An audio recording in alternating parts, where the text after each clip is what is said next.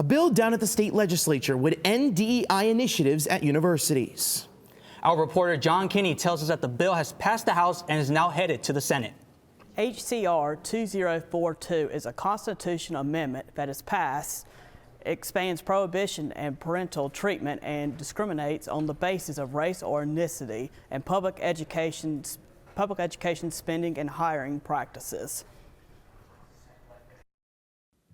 Public universities across the state, including U of A and ASU, are looking at a number of programs across their campuses to see if they run afoul of recent federal guidelines. Now, there's a new state initiative making its way through the legislature that would also target DEI programs at universities. If you want to get a college degree, you have to take certain courses or you can't graduate. Or if you want to be hired, you can't meet the criteria unless you prove how DEI has impacted or how you're following DEI policies.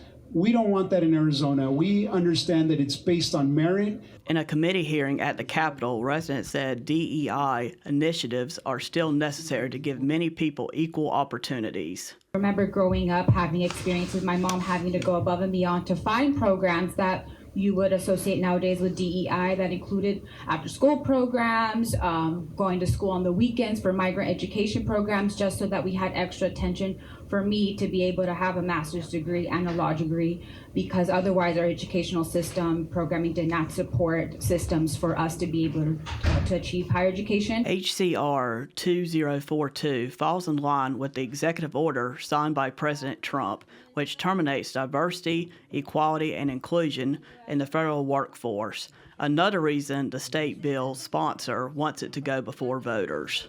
This measure aligns Arizona with the recent U.S. Supreme Court decision striking down race-based affirmative action, as well as the recent executive orders by President Trump, eliminating federal support for race-based discrimination under the guise of DEI. Recently, U of A removed a commitment to diversity and inclusion in its land acknowledgement.